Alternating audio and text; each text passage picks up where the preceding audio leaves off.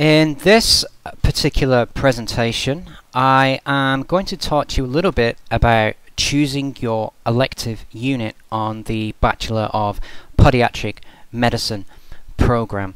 I understand that in a lot of cases we have students who have previously studied at a university, or they have internally transferred from one program at Western Sydney University into our program, and in that case the elective often doesn't need to be completed because it's possible to apply for advanced standing for your elective.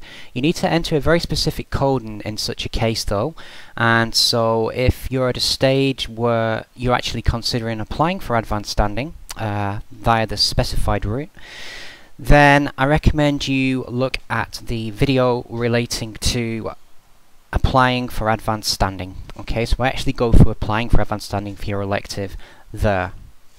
Alright, one question that we get frequently from students is, what should I choose for my elective?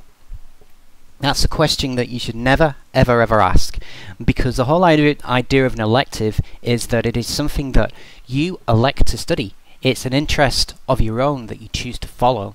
Now, you can actually choose to do an elective unit even externally at another university. It's possible. So there's a lot of flexibility with your elective. Or you can choose an elective unit from across the university. And we'll actually talk a little bit more about that, including how to actually find them. Alright, so if you've been looking at the course map, perhaps in one of the previous videos, what you'll have noticed is that in Year 4, in your Spring H2 session, you have a 10 credit point unit entitled elective. So this is where it's usually intended for an elective to be completed, okay, in your 4th year in the Spring H2 session. Obviously though, you know, students often have, if they've transferred from other programs, if they've done previous university study and they've gained advanced standing for some of the core units, they often have the potential to actually do that elective unit in one of the earlier years, and that's absolutely fine. Also though, it's possible, although the range of units is by far more restricted, to choose an elective unit at Western Sydney University Summer School and complete it then. And these elective units, they can be completed on campus. Some of the units that you can choose for your elective can actually be just completed online.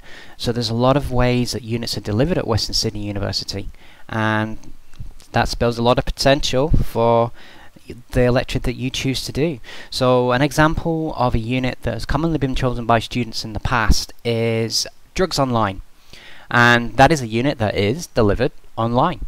And so a lot of students choose to complete that over summer school because it has traditionally been offered then, and then get their elective out of the way earlier in that case. Okay, so an elective is a non-prescribed unit a student may choose according to her own interests. So it's actually necessary to have an elective completed to actually register as a podiatrist. Because one of the conditions of accreditation of our program is to have an elective unit in it, and their thinking is that, well, it creates a more well-rounded practitioner. I do agree that it does hopefully provide you with a richer experience of university life, and you know, it's something that you can choose that you're personally really interested in. So it can be anything. It doesn't have to relate to podiatry at all. Okay, electives, the 10 credit point units, and they tend to be level 1 or 2 units, so first year / second year kind of level units in undergraduate programs. That's because units that are above that generally have prerequisites which you can't meet to actually complete those electives, but we'll consider that now. Alright, so in terms of choosing an elective unit, you can choose anything you want, okay? Any elective units that are offered, any units that are offered across the university. Instead of asking a unit coordinator, or instead of asking your DAP or your ACA what you should choose for your elective, the whole idea is you choose something that you're personally interested in. Now there are conditions for enrolling in an elective, okay? So I say that you can choose anything, you can enroll in any unit you want from across the university. You can, but you need to meet any prerequisites if there are any. So ideally you'd be going for a unit where there's no prerequisites, sort of a beginner unit. Space actually needs to be available.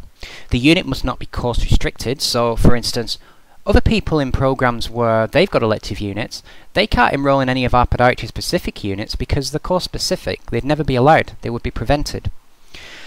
And also, you need to be able to meet any kind of scheduled activities without compromising the podiatry specific unit requirements. So if that elective perhaps has some kind of component where you need to go out on some kind of industrial placement, you need to be away from the university, and that clashes with clinic in terms of your podiatry specific units, then that's a unit that you can't choose for your elective because it's going to clash, and it's your responsibility to make sure it doesn't clash. Alright, so I guess now, we're clear that an elective is your choice of anything within reason, provided that it's not course restricted, you meet any prerequisites, doesn't clash with any of our podiatry specific unit requirements. Provided that's the case, you're good to go. So how do we actually find them? Well, what you do is you go to the online student handbook, and then you'll get the page that I'm presenting in this slide here come up.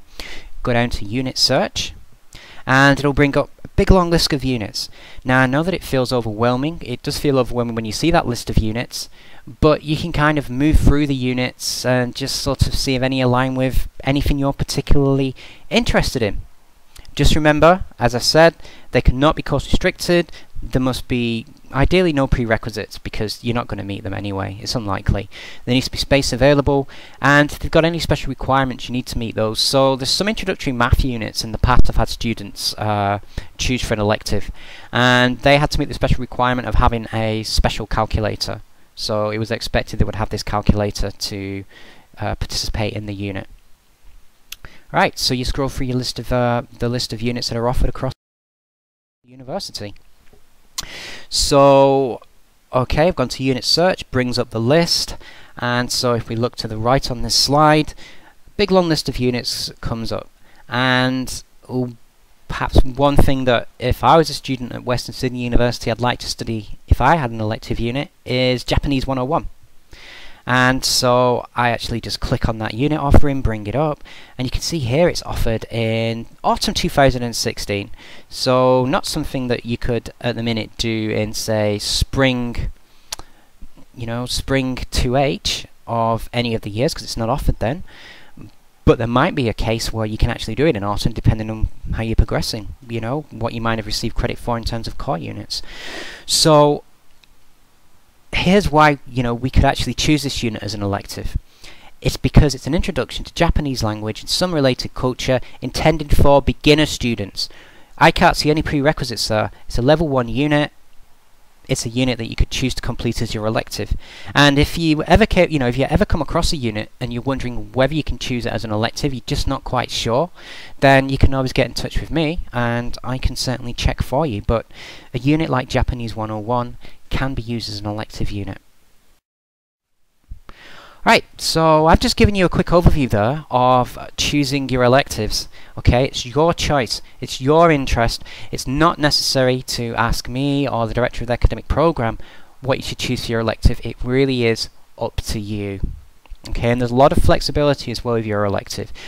Some are offered on campus, some are offered online only. There's some scope to choose an elective at summer school, just depending on what's available, if anything interests you there. And we generally say that, your elective is scheduled to take place in your spring 2H session of year 4, but there's some scope to do it earlier as well in the program. So again, if you've got any questions about your elective, not questions about what you should do, but about the whole logistics of the elective, then please do get in touch. You can telephone, you can email, you can arrange an appointment, or you can call by my office as well. Okay, I hope that's been helpful. Thank you.